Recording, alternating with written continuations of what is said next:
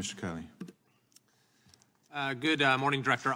There's been some confusion about the methodology behind the calculation of the crime rate and the reporting statistics. I wanted to try to clear a few things up. So typically, I believe you testified that the jurisdictions that report sort of voluntarily make up some 80% or 80% of jurisdictions report. Is that right? For the law enforcement agencies that cover, for this year, 83% of the law enforcement agencies covering 94% of the population. Okay, and so your usual methodology to fill in the gaps is you use the existing data to sort of identify comparable jurisdictions to the missing jurisdictions, and then use that to come up with an overall holistic estimate. Is that right? Yes, and I apologize, I'm not a statistician, but yes, that's at a high level, yes, that's what we're doing. But the problem in 21-22, you said, is you only had 65% of jurisdictions report, and from a statistical point of view, that wasn't sufficient to then use your typical methodology to fill in the gaps with a like jurisdiction comparison. Is Yes, that sir. right? Yes, sir, that's correct. So then in order to reach that threshold, you went out and manually collected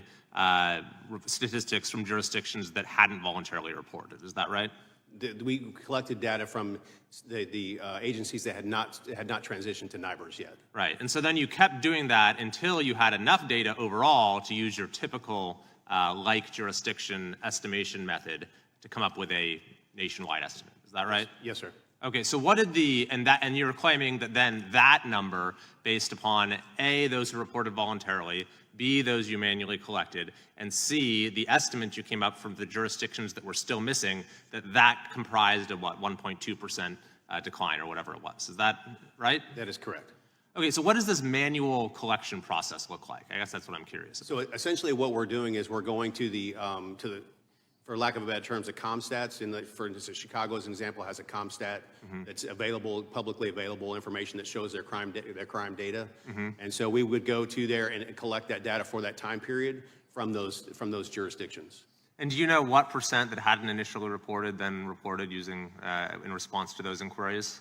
What percentage we used, the manual percentage? Or yeah, or what, I mean, how much was still missing, I guess is what I'm asking. So we collected an additional approximately 14%.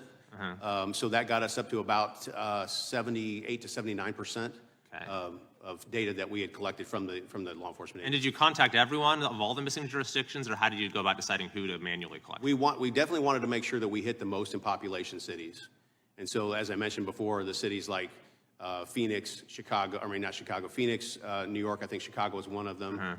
So we went to the most in population cities to gather that data. And so when you did that, did they all say, oh, sorry, we forgot, here's the data, or did some still not provide it? How did that go? No, we didn't have any issues collecting that data. It was manually sourced and it was publicly available. It was manually sourced and publicly, so what does that mean? That just means we went out and got it. We didn't ingest it into the system. We went out and physically got it manually, or went out and got it from the agencies, and then it was publicly available. So the agencies had already published the data, they just hadn't bothered to send it to the FBI? The issue with 2021 was that it was a NIBRs-only collection, so those cities were the ones that were still using the old SRS process and had not transitioned to NIBRs yet. It kind of seems to me like there's a lot of opportunities for statistical bias to creep in here based on who you decided to ask it for, based on who decided to hand it over. And then not only is that manually collected data then going into the number, but it's being used as the basis to extrapolate the numbers for other jurisdictions. So why, and you had never done this before, so I mean, have the statisticians assured you this was statistically sound? Do you understand why we have questions? That is correct. We have some tremendous professional data scientists and statisticians that work in the UCR program that do phenomenal work. And yeah, I mean, I would absolutely say that this got us to a statistically significant level of response to be able to show that crime trend. Because it seems kind of odd that you had the automatic update that actually shows crime went up, but then when you manually corrected it, it shows it went down. But actually some of the missing jurisdictions were LA, San Francisco, some very high crime areas. So why do you think there was that kind of change in the directionality of the crime rate?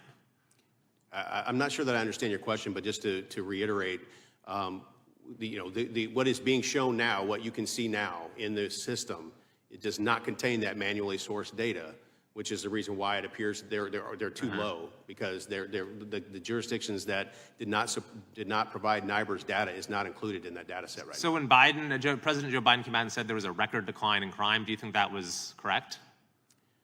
I would have to go back and take a look at the crime trends from the previous several years as to whether or not that our report was reporting historically low crimes. I'm not certain about that. I'd have to go back and look at the report. And at the very least, the report Gentleman's only time's talks expired. about reported crimes, right? So it wouldn't account for in areas like, well, throughout my state of California, where a lot of crime is unreported, that wouldn't be baked into your report, correct? Yes, sir, that's correct. My time Gentleman's is expired. I yield back. Thank you. Chair now recognizes the gentleman from South Carolina.